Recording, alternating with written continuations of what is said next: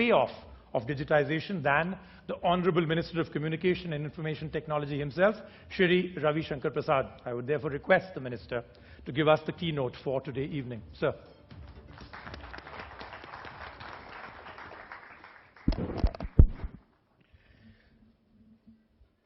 Good friend Vikram Chandra, Dinesh, Rajiv, Secretary IT, Mr. Ram Sevak Sharma, Mr. Chandrasekhar, Mr. Kiran Karnik, Shekhar Gupta, N.K. Singh, Mr. Chandmauli, ladies and gentlemen. I'm indeed privileged that NDTV has taken this initiative in combination and cooperation with Cisco. What is Digital India? Digital India is a transformational program. Every government, regardless of their political color, takes certain initiatives. But there come certain programs which have the potential to transform the country and society. And if I reflect upon the last 25, 30 years, 4 programs clearly come to my mind. The first was computer. There was a lot of opposition. And the liberty of my Secretary IT, I can quote what he told me once. As an IAS officer who was computer savvy, he purchased a computer. He was summoned by his boss not to know as to what is the qualities of computer, to tell him what rules he has violated while purchasing it. Those were the days. The second was mobile revolution in India. And I have a sense of personal satisfaction. As a minister in Vajpayee government, I was the minister of group of ministers to unfold the unified licensing regime, leading to a lot of changes in the country. The third was the National Highway Program. A lot of hiccups, opposition, Jameen kahan se aayegi, how will we do it? Mr. Vajpayee stuck onto it. And today, when we go through different parts of the country, we see a different India. No one is opposing that. And the fourth is Digital India. It has truly the potential to transform India. Therefore, when I talk about Digital India, my first premise is Digital India is ideology neutral. Digital India is politics neutral. Digital India is center state neutral. Digital India is only India positive, where the entire country has to work together. That's the first thing we all need to understand. And I'm very happy today to tell you that I have been working in this department for the last an year about. We have been able to take all the state governments on board. And just what Ram Sevak was talking about of this whole fiber connectivity. There was a committee, Mr. Karnik was there, which recommended more involvement of state governments by SPV method to make it more fast. Earlier it was just 258 kilometers from 2011. In the last 1 year, we have been able to scale nearly 70,000 kilometers. But yet there were flaws, involvement of state governments. And today more than 10 states have come on board to be a part of SPV. That's how India is changing. The second issue which is very important is that Digital India is more for the poor and underprivileged. It is more designed to bridge the digital divide, not in terms of digital literacy or illiteracy, but in terms of digital access. That's how I will require to talk of digital divide. And there, the JAM Trinity has the potential to work wonders. Jan Dhan, 16 crore accounts in a space of 4 to 6 months of those who were not in the bank. Aadhaar, we have nearly 88 crores Indians seeded onto the Aadhaar. The digital identity is available. And nearly 98 crore mobile phones available in India. We are adding 1 million to 4 million mobile phones on average every month. Now this kind of digital profile which is happening in India, I'm amazed to see how common people, how simple grocery owners are invoking their smartphone to procure business. And what is my concept of Digital India, ladies and gentlemen? My concept is a mason, an electrician, a carpenter, a barber, are all doing manual work seeking a digital promise for themselves by the use of their smartphone and good business opportunity. That is indeed possible. It will unfold jobs, manufacturing. I have taken upon myself as a very pioneering initiative to promote electronic manufacturing in India. And I'm very happy to see in the last 1 year how changes are occurring in India, how many investment proposals are coming. You heard what happened on the inauguration day, when the highest ever investment proposals came. We are trying to make it a reality. But for me, what is more important is two: education and health. The way the aspirational society of India is seeking educational exposure, we cannot give quality teachers to all. We need to. We must try. There, digital education online has the potential to play a very, very crucial role, right from the village level to the town level. And people are waiting for that. How India is changing, one of my own staff has to write a particular examination. And 2 days before that, he went to an online course to refresh his preparation. And he did well, he told me. That's how India is changing. And the second is e-health. This should be our commitment to give e-health to the people of India. I'm just working on with my IT department, with the community common service centers, with the big hospital chains, whereby we propose to link up nearly 60,000 villages of India being manned by community service centers, where from that hospital, digital medical advice would be available to the patients. And one of the biggest invention of my IT department, which I told them coming from Bihar, I said, my people come to Delhi to get admitted in the AIIMS and for their diagnosis and etc. Why should they waste their time getting registered in Delhi? And they have come with an instrument which has been installed in the AIIMS, whereby at a click of the button, you can get a registration number, the date, and the doctor whom you are supposed to meet. Technology can really make life convenient. Therefore, from manufacturing to education to health to empowerment to good governance, Digital India is really going to empower India and change India. Therefore, my take is, Vikram, let me tell you what NDTV needs to do. Let me specify certain things. I'll be grateful if your channel takes it as a mission mode. Tiger is important. Digital India is equally important, okay? Therefore, while saving the tigers, you need to also promote those who are reinforcing their cause. Let me tell you one by one. Pick up good digital success stories. Give them a place. You may have seen on television on the July 1, I insisted we must award a couple of ladies who are doing a good job in the field of common service centers. That young lady from Ambikapur in tribal area of Chhattisgarh has trained more than 100 young girls, children of laborers, majdoors, and made them digitally literate, who are running and giving a lot of service centers. Do you have a story for that? I had told my officers that for me, the real success of digital empowerment would be when a Maha-Dalit woman, digitally trained, are running common service centers. About 100 have been trained. I am going to Gaya next month to inaugurate that. Can you expose some of their success stories on your channel? This is very important. The third, online courses are being run many places. Can you pick up some of the success stories to be conveyed to the people of India? These three are indeed very important.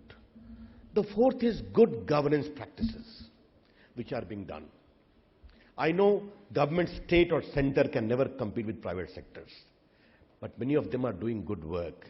In my own IT ministry, the MyGov is doing a great job of engaging the people of India in quest of development, from environment protection to Ganga cleaning to underdevelopment. And I am amazed to see the kind of engagement almost lakhs of Indians are doing. Recently with the Prime Minister, we had an interaction with them. Can you give some exposure to them? These are indeed very important. One of my passion in quest of digital inclusion is to spread the digital profile of India. And we have just finalized the policy of BPOs and call centers in a small Mufassil towns of India, where we have picked up 48,000 seats. We propose to distribute, we have distributed them among states as per their census population. We wish to give them 1 lakh rupees incentive, hand-holding by a big company with a local entrepreneur. Can NDTV become the platform to encourage these kind of BPOs in areas like Samastipur to Bhagalpur, to Gorakhpur, to Balia, to Jaipur, to Jodhpur, to Aurangabad, to Sambalpur? Because that is where we need to take the digital revolution. And lastly, most important, we are encouraging innovation in a very big way. We have come with a decision for Electronic Development Fund, where we will have an institution, government institution, partner with an angel fund. But where I think India needs to be trained is, failure is a part of innovation. And when you fail, you are creating the ground for a new innovation. How can that message go to Indians? I think that is very important, to take risk, and I think there NDTV can play a very great role. Therefore, today I congratulate the awardees, keep it up, but it's equally important that we all join together in the larger mission of really making Digital India a great success, because therein lies the future of India. Thank you and congratulations. Thank you very much, sir. Very enlightening, absolutely fantastic. I'm going to now invite Vikram for a quick Q&A with the Minister, if I can get the chairs out there. In the meanwhile, I know Vikram's going to ask you all the questions, but I'll start it off with one question. Please sit. Please take a seat. Okay. So this is a very important one, because I think, the future of the world may depend on the answer that you give to this question. It's a very critical question. So I know that when you're very stressed and you get some time at home to do something that de-stresses you, you watch the Gadget Guru show. I've been told that that's something that you do almost all the time. You watch me and Vikram. So we've all wanted to know for a very long time from you, between the antics of Vikram and me on Gadget Guru, whose antics are better? The nation truly wants to know, sir.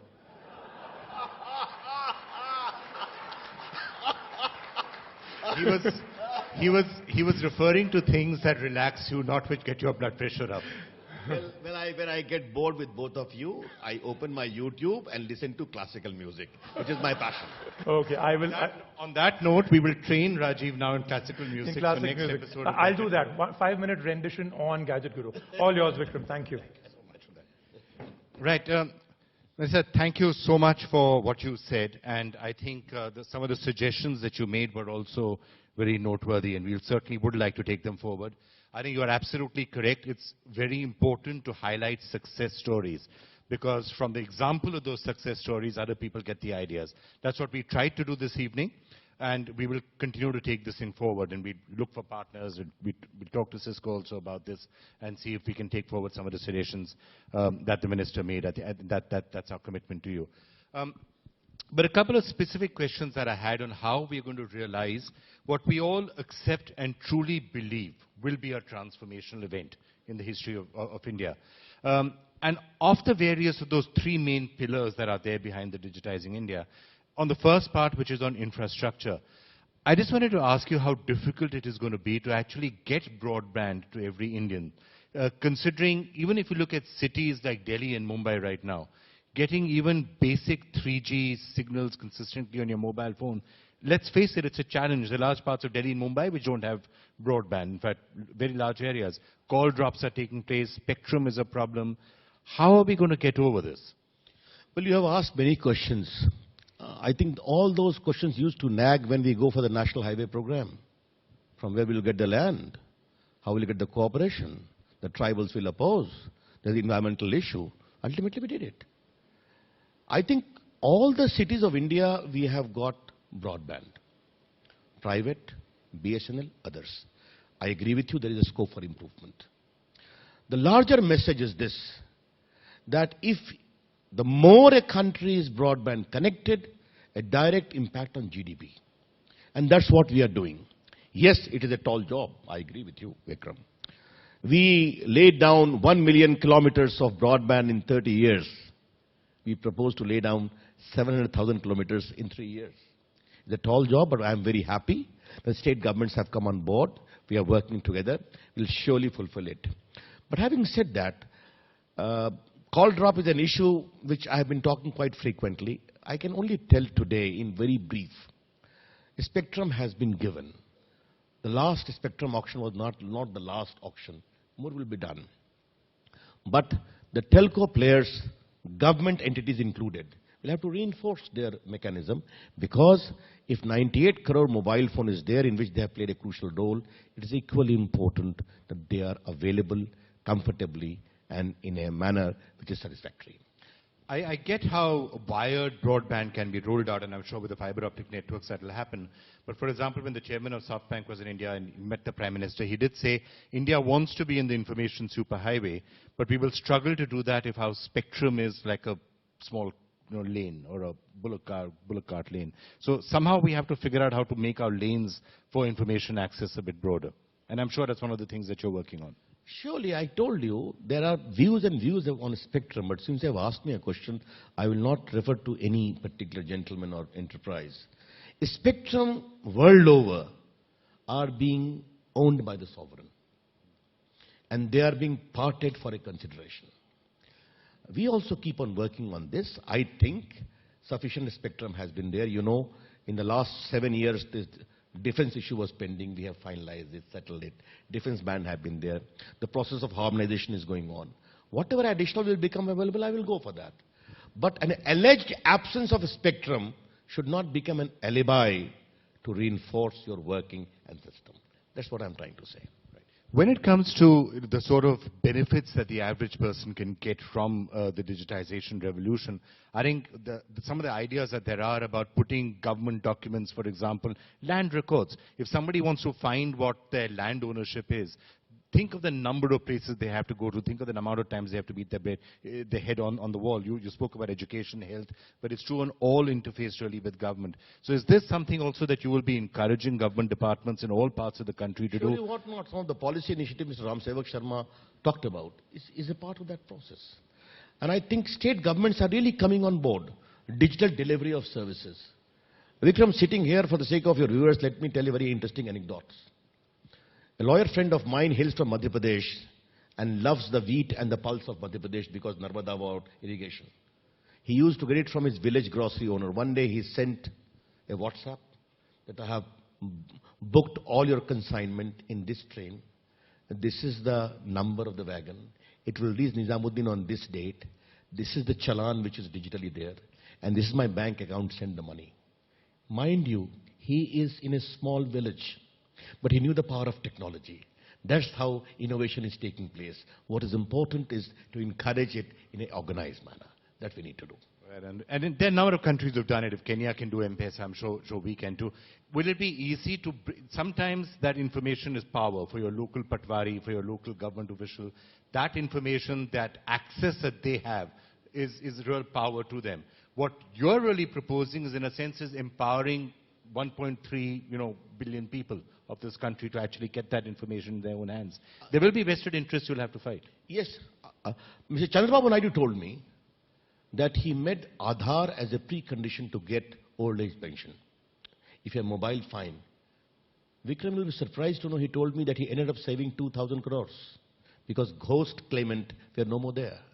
Therefore, good governance come as a matter of course if you insist upon digitization. That's indeed very important. Therefore, we need to promote good governance in all the aspects of life. All right, let me just take a couple of quick questions from members of the audience.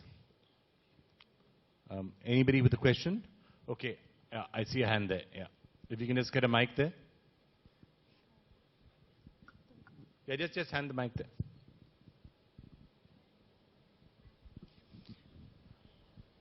I just want to seek your help. Last week I was in Ladakh, and it was so encouraging to see the optical fiber being laid out under the aegis of the NFS project. So the trenching is about my height. So the help that and the suggestion is, they're only laying one duct of fiber. If in that trench they do add 2 more spare ducts, in 45 to 50,000 kilometers, in one shot you'll have a whole lot of network going. So it's for your consideration. I can only tell you I will look into the matter of Ladakh, but Mr. Kiran Karnik is here. And the new format which we have thought of is block, district to block, block to Gram Panchayat. And we will have about 24 fiber together.